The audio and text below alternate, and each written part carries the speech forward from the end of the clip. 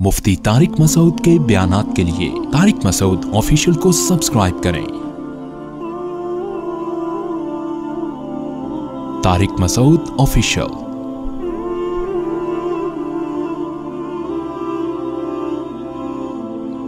इस वक्त पूरी दुनिया की दौलत चंद हाथों में है, और ये किस वजह से है? सूदी निजाम की वजह से। कैसे तबाह होता है सूद के जरिए मुआशरा? सूदी निजाम की वजह से दौलत मुर्तकिज होते होते होते होते चंद हाथों में सिमट जाती है। लोग इस पे खुश होते हैं कि हम 1 लाख रुपए बैंक में रखवाते हैं। आजकल रेट क्या चल रहा है बैंकों का? लाख पे कितना चल रहा है भाई? 10%, 1000 रुपए। 1 लाख पे 1000 रुपए पर मंथ। चले फर्ज कर लेते हैं, हो सकता है 2%, हो सकता है 1%, हो सकता है जितने भी हो।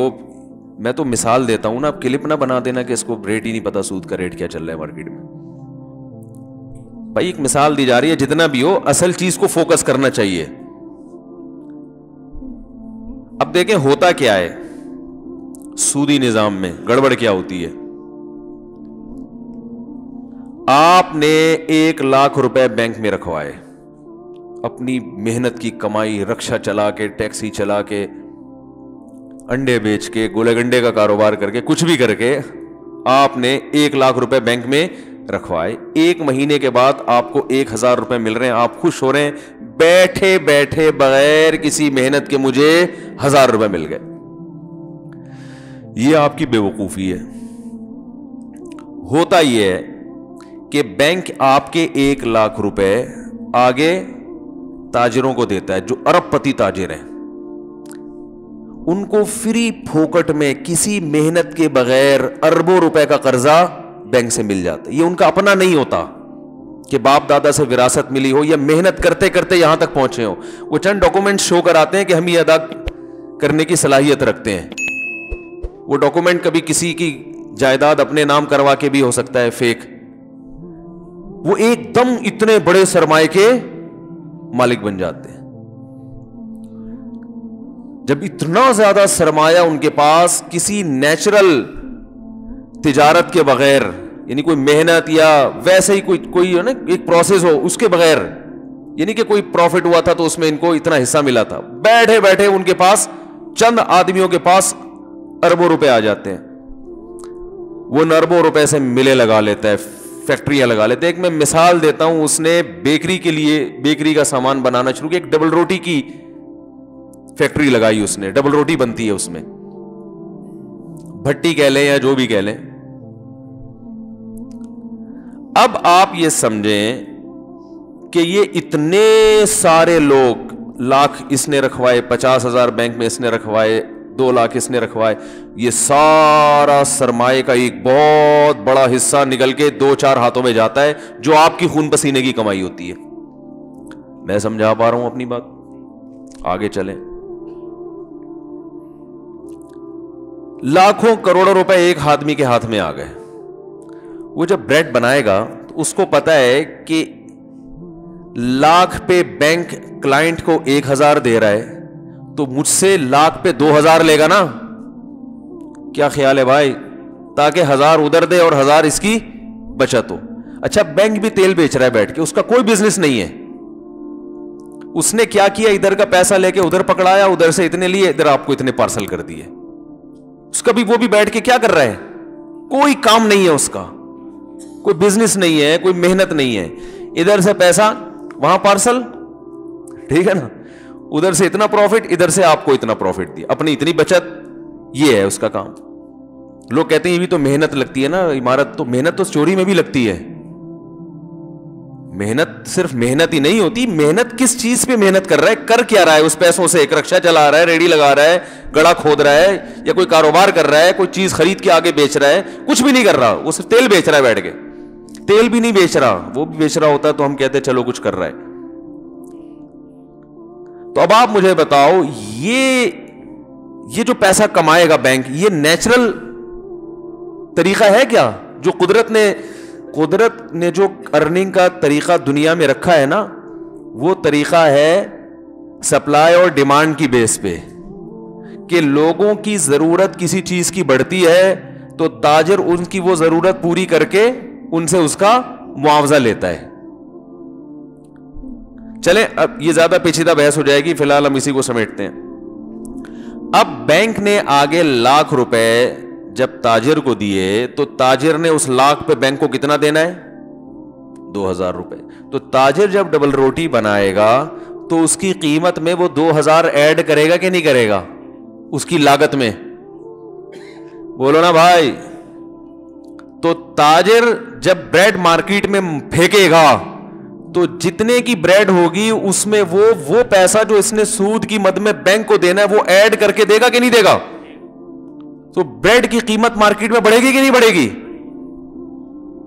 جب ڈبل روٹی کی قیمت مارکیٹ میں بڑھے گی تو آپ نے جو بینک سے ₹1,00,000 دے کے ₹1,000 اضافی لیا تھا وہ اضافی آپ کا ڈبل روٹی میں نکل گیا کہ نہیں نکل گیا؟ کیا ہو رہا ہے میرے بھائی؟ سمجھ میں نہیں آ رہی بات؟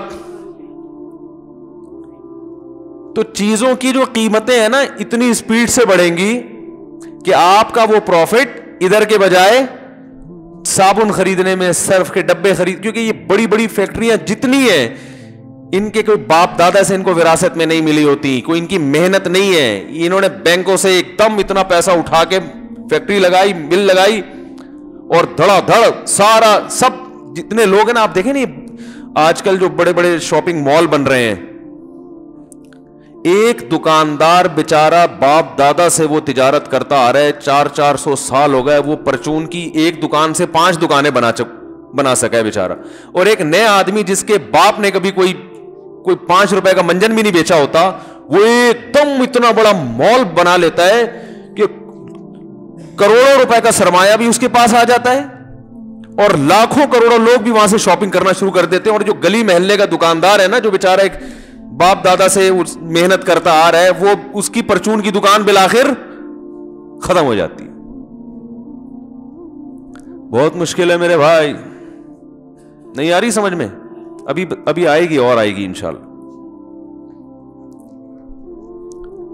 تو یہ جو ہم لوگ یعنی بینکوں میں پیسہ رکھ کے پروفٹ لیتے ہیں تو یہ پروفٹ نہیں ہوتا میرے بھائی.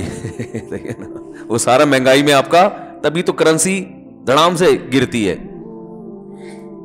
لوگ کہتے ہیں یورپ امریکہ میں تو کرنسی نہیں گرتی, ان کے ہاں سودی نظام کے علاوہ اور بہت سی ایسی چیزیں جس میں انہوں نے معیشت کو مینٹین رکھا ہوا ہے. سودی نظام سے تو معیشت خراب ہوتی ہی ہوتی ہے. اس کی مثال ہے جیسے کوئی چرس پینے والا, ہیروئن پینے والا صحت مند ہو تو ہم ہیروئن کی تعریف نہیں کریں گے, ہم کہیں گے بھائی یہ الگ سے طاقت کے انجیکشن لگوا رہا ہے, ٹھیک ہے نا. ہیروئن سے تو نقصان ہی ہوتا ہے. اب آگے سمجھیں آپ بات کو. بینک اگر یہ کام کرنا شروع کر دے کہ شریعت نے کہا ہے سود پہ نہ دو, مزاربت پہ دو. سود پہ نہ دو, مزاربت. مزاربت کا مطلب یہ ہے کہ ایک آدمی کا پیسہ ہو, دوسرے کی محنت ہو, اور آپ اس سے کہیں تم محنت کر کے جو کچھ کماؤ گے اس میں اتنے فیصد میرا, اتنے فیصد تمہارا.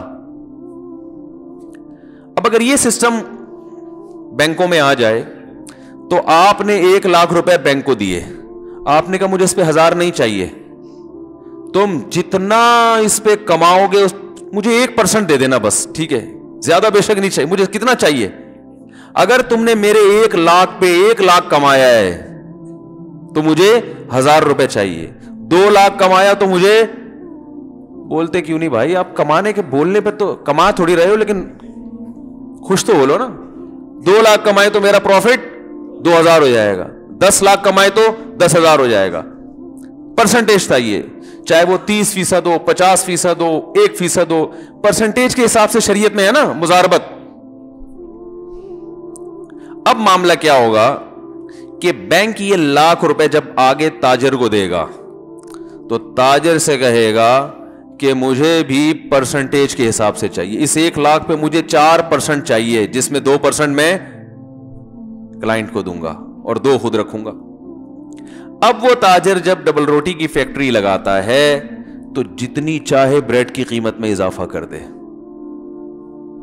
جتنا اضافہ ہوگا تاجر کا پروفٹ بڑھے گا, تاجر کا جتنا پروفٹ بڑھے گا تو بینک کا پروفٹ بڑھے گا, بینک کا جتنا پروفٹ بڑھے گا تو کلائنٹ کا پروفٹ اسی حساب سے بڑھے گا. تو مارکیٹ میں, فیکٹریوں میں جتنی چاہے چیزیں مہنگی ہو جائیں, آپ کا جو پروفٹ کا جو ریشو ہے وہ بھی اسی حساب سے بڑھنا شروع ہو جائے گا.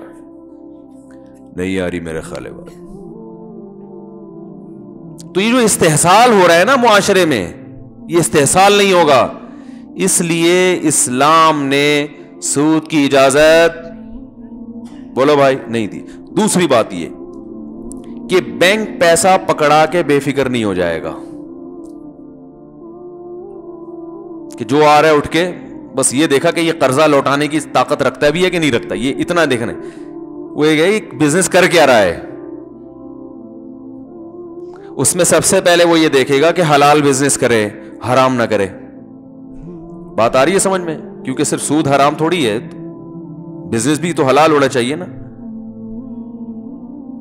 کوئی ایسی چیز کا بزنس کرے جس کی لوگوں کو واقعی ضرورت ہو, تو اس سے لوگوں کی ضرورتیں پوری ہوں گی.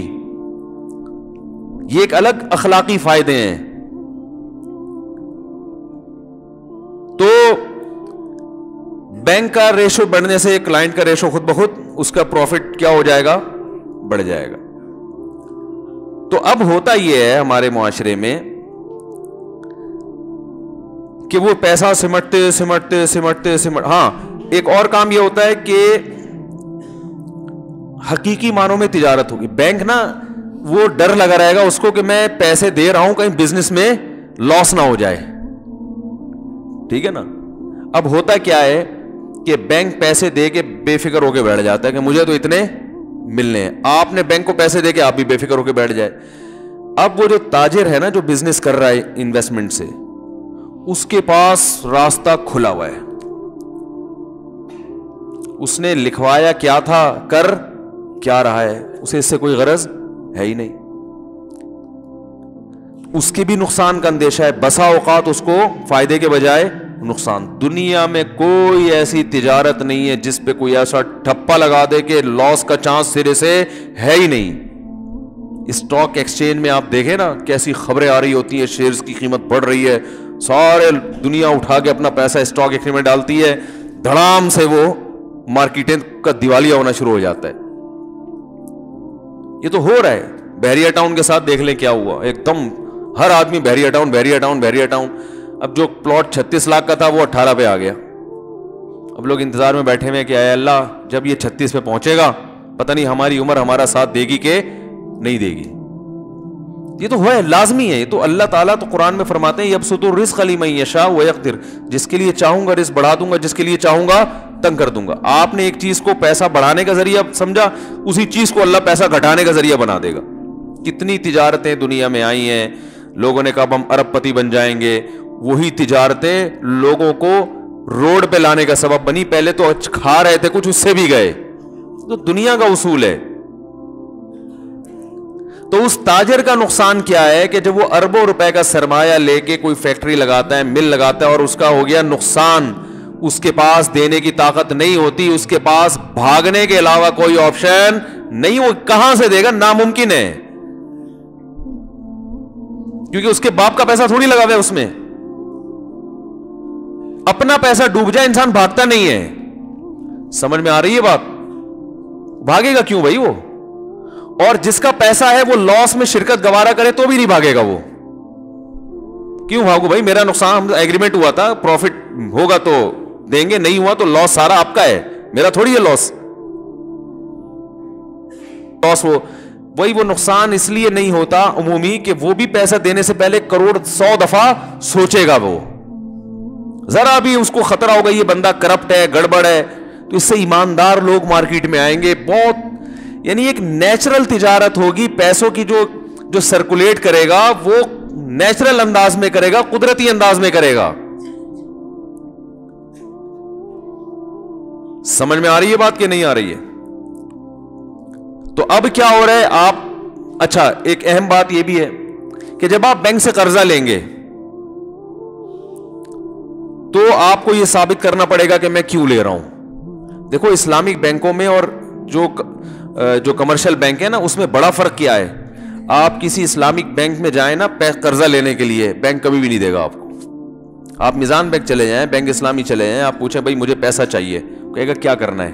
آپ یہ کہہ سکتے ہو کہ آپ کو اس سے کیا غرض ہے, کیا کرنا ہے. سودی بینک میں آپ یہ بتانے کے مکلف نہیں ہے. آپ کہ مجھے قرضہ چاہیے, آپ یہ شورٹی لیں کہ میں قرضہ واپس کر سکتا ہوں. کس کام کے لیے چاہیے, اس سے آپ کو غرض کیا ہے. تو اس سے جو پیسوں کی رولنگ ہوگی وہ اسراف میں آئے گی کہ نہیں آئے گی. لیکن جب آپ کسی اسلامک بینک میں جاتے ہیں, آپ کہتے ہیں مجھے 20 لاکھ روپے چاہیے, بینک کہے گا کیا کرنا ہے آپ نے. آپ کو یہ ڈیفائن کرنا پڑے گا کہ میں نے کرنا, آپ کہیں گے میں نے گھر بنانا ہے. بینک کہے گا ٹھیک ہے, کہاں گھر خریدنا ہے, لوکیشن کیا ہے, کیسا گھر ہے وہ آپ ہمیں بتائیں. جب آپ بتائیں گے یہ گھر ہے, یہ محلے وقوع ہے, یہ اس کی تصویریں ہیں, بینک کہے گا ٹھیک ہے 80% میں خرید رہا ہوں, 20% آپ انویسٹ کریں. دونوں مل کے خریدتے ہیں, آدھے سے زیادہ میرا ہوگا اور باقی کس کا. یہ تجارت ہو رہی ہے نا. پھر بینک وہ گھر خرید کے شرکت متناقصہ کی بیس پہ آپ کو فروخت کرنا شروع کرے گا. پر ہر مہینے اس کا کرایہ اتنا آئے گا اور اتنے یونٹ بنا دیے, ہر مہینے آپ وہ یونٹ خریدتے رہیں ہم سے. جب پورے یونٹ, جتنے یونٹ آپ خریدتے رہیں گے کرایہ کم ہوتا رہے گا, کیونکہ آپ اتنے فیصد مالک بنتے چلے جا رہے ہیں. بات آ رہی ہے سمجھ میں. اور جب سارے یونٹ آپ خرید لیں گے تو پورا آپ کا ہو گیا. تو جتنی جلدی آپ یونٹ خریدیں گے اتنا کرایہ کم ہوتا چلا ہے, کیونکہ آپ اس کے مالک بنتے چلے. یہ تجارت ہے, یہ بزنس ہے. اس میں کیا ہو رہا ہے کہ ایسٹس وجود میں آ رہے ہیں, رقم بلا وجہ سرکولیٹ نہیں کر رہی مارکیٹ میں. اب اگر آپ کو پیسہ ملا تو گھر لے لیا نا آپ نے, اب دیوالیہ نہیں ہو سکتا, گھر تو موجود ہے نا. ارے بھائی کیا ہوگا, نہ بینک کا نقصان ہوگا نہ آپ کا نقصان ہوگا. آپ اگر قسطیں ادا کرنے سے عاجز آ گئے, آپ بولے بھائی اللہ کا واسطہ مجھے معاف کر دو, اس وقت تو میں نے سوچ لیا تھا بحریہ ٹاؤن میں بنگلہ خریدوں, میرے اندر قسطوں کی طاقت نہیں ہے. بینک کہے گا کوئی بات نہیں ہے, آپ کے اندر مزید قسط ادا کرنے کی طاقت نہیں ہے, اتنے فیصد تو گھر ہمارا ہے, اتنے فیصد تو ویسے ہی آپ کا ہو چکا ہے, ملک اس کو بیچ دیتے ہیں, گھر موجود ہے نا, گھر تھوڑی بھاگے گا بھائی. پولیس بلوانی پڑے گی, صحیح بتا رہا ہوں, اب میں سمجھانے کے لیے پولیس بلوانی پڑے گی. تو گھر لے کے کہاں بھاگے گا وہ ہے بھائی, بھاگ سکتا ہے. تو بھائی یہ اتنے فیصد ہمارا ہے, اتنے فیصد آپ کا, آپ قسطیں ادا نہیں کر سکتے, کوئی بات نہیں, تو اتنے فیصد تو بہرحال آپ خرید چکے ہیں ہم سے, جتنی قسطیں ادا کی وہ اتنے % گھر آپ کا ہو گیا. اب اس کو بیچ دیتے ہیں. بینک یہ کہے گا بھائی میرے کسی کام کا نہیں, ہماری کوئی مامو پمانی ہے نہیں جنہوں نے یہاں رہنا ہے. یہ بھی ممکن ہے بینک کا مینیجر خود خرید لے, وہ یہ بھی ممکن ہے وہ کہے بھائی اس کو فروخت کرتے ہیں, جتنے % آپ کا حصہ ہے وہ آپ کو پیسے پکڑا کے باقی ہم اپنی رقم بچا لیتے ہیں, اور جو رینٹ آپ ہمیں دیتے رہے وہ ہمارا پروفٹ ہو گیا. کوئی ایسا, یہ وہی ہو رہا ہے جو نیچرل ایک تجارت میں ہوتا ہے. سمجھ میں آ رہی ہے کہ نہیں آ رہی ہے؟ یہ چیز لوگوں کو کھلتی ہے, یہ چیز یہودیوں کو کھلتی ہے, سمجھ رہے ہیں نا. آپ کو گھر نہیں چاہیے, آپ کو گاڑی چاہیے, گاڑی میں بھی یہی کیا جاتا ہے. آپ کہتے ہو بھائی میری شوگر مل ہے, میں نے فیکٹری سے گنا اٹھانا ہے. کیا اٹھانا ہے؟ گنا اٹھانا ہے, اور چینی بنانی ہے, تو گنا اٹھانے کے پیسے میرے پاس نہیں ہے. آپ بینک کے پاس آئے, آپ نے کہا مجھے 1 کروڑ روپے قرضہ چاہیے. بینک کہے گا کیوں چاہیے, آپ کو ویسے ہی چاہیے. بینک آپ کو, جو اسلامی بینک ہے, نہیں دے گا. بھائی کیوں چاہیے؟ بھائی مسئلہ یہ ہے کہ میری شوگر مل ہے, مجھے گنا چاہیے. یہ شکر ہے اللہ کا بہت بڑا فضل ہے کہ چینی میں ابھی گنا ڈل رہا ہے, یعنی گنے سے بن رہی ہے. ورنہ ٹومیٹو کیچپ کے بارے میں وہ انڈیا نے کہا تھا نا کہ ہم ٹماٹر بند کر دیں گے, تو یہاں سے ایک بیان کیا کہ ہمارے یہاں تو ٹومیٹو کیچپ میں ٹماٹر نہیں ڈلتا, آپ ٹماٹر بند کر کے کیا کرو گے. ہم تو ایسا ہر چیز کا آلٹرنیٹ تلاش کرتے ہیں. تو گنا چاہیے بھائی, پیسے نہیں ہیں. تو بینک یہ کہے گا کہ گنا ہم آپ کو خرید کے قسطوں پہ مہنگے داموں بیچ دیں گے. ہمارا بندہ جائے گا, یا آپ تھوڑی دیر کے لیے ہماری طرف سے وکیل بن جائیں, ہمارے نمائندے بن کے خرید لیں, قبضے میں لے کر آئیں. ہوائی بے نہیں ہوگی, وہ قبضے میں لے کر آئیں گے ہم. جب ہمارے قبضے میں آ جائے گا تو ہم وہ آپ کو اپنا پروفٹ رکھ کے بیچ دیں گے. وہ پروفٹ, وہ قسطیں آپ ہمیں ادا کرتے رہیں. تو اب کیا ہوا کہ شوگر مل چلانے والے کے پاس گنا تو آ گیا نا, اب کہاں بھاگے گا وہ؟ اب اس کا لاس ایسا لاس نہیں ہو سکتا کہ کچھ ہے ہی نہیں اور کروڑوں روپے ڈوب گئے اس کے، یہ نہیں ہو سکتا. سمجھ رہے کہ نہیں سمجھ رہے؟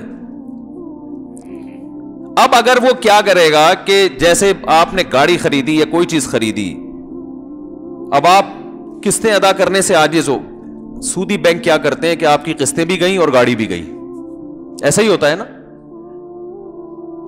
اسلام اس کی اجازت نہیں دیتا بھائی. آپ نے جو اس سے پیسے لیے ہیں وہ تو آپ کو واپس کرنے، آپ گاڑی بھی لے رہے ہو اور پیسے بھی لے، یہ کیسے ہو سکتا ہے؟ سمجھ رہے ہیں سودی نظام میں اور اس میں فرق؟ اسلام یہ کہتا ہے جب آپ نے کسی کو قسطوں پہ چیز بیچی ہے، آپ نے چیز ہینڈ اوور کر دی، اب وہ قسطیں ادا نہیں کر رہا ہے، تو جتنی قسطیں وہ دے چکا ہے اس سے اضافی آپ پولیس کے ذریعے، ڈاکو کے ذریعے، کسی بھی محلے کے دادا کے ذریعے نکلوا سکتے ہیں. اس کی چیز ضبط بھی اس معنی میں کر سکتے ہیں کہ قسطیں پوری کرو تو ہم چیز ہینڈ اوور کریں گے، لیکن اس کی چیز آپ اپنی ملکیت میں داخل نہیں کر سکتے، وہ اس کی ہو چکی ہے. بات آ رہی ہے سمجھ میں؟ ہاں یہ ہو سکتا ہے کہ وہ کہے بھائی میرے اندر اب یہ صلاحیت نہیں ہے قسطیں ادا کرنے کی، یہ گاڑی لے کے بیچ دو، جو آپ کا لاس ہوا ہے وہ اس سے پورا کرو، باقی میری قسطیں واپس کرو. اس کی اجازت ہے. لا تظلمون ولا تظلمون. جب مالی معاملات ختم کیے جاتے ہیں تو اللہ فرماتے ہیں اس طرح سے ختم کیے جائیں گے کہ دونوں فریقوں میں کسی پہ بھی ظلم نہ ہو. تو میں جلدی سے اپنی بات کی طرف آتا ہوں. تو ایک سسٹم ہے سودی، جس نے پورا پیسہ جو ہے نا، یہ جو بڑے بڑے مال بن رہے ہیں، کیا ہو رہا ہے یہ کیا؟ یعنی آپ خود سوچو، یہ معیشت کی صحیح تقسیم تھوڑی ہو رہی ہے. وہ جو بیچارہ ٹھیلا لگانے والا وہ تو ایسی کی تیسی ہو گئی اس کی تو، اور بیٹھے بیٹھے آپ اپنے باپ کے بہاف پہ اربوں روپے کا سرمایہ بینکوں سے کروڑوں روپے آپ لے لیتے ہو اور انویسٹ کر کے آپ پیسہ کمانا شروع کر دیتے ہو. سارا پیسہ ہوتے ہوتے ہوتے ہوتے سمٹ کے چند ہاتھوں میں جا رہا ہے. کہا جاتا ہے دنیا میں 7-8 آدمی اتنے مالدار ہیں کہ اگر ان کی دولت کو انسانیت پہ تقسیم کر دیا جائے تو دنیا میں ایک آدمی بھی غریب باقی نہیں بچے گا. 7-8 افراد ہیں ایسے دنیا میں.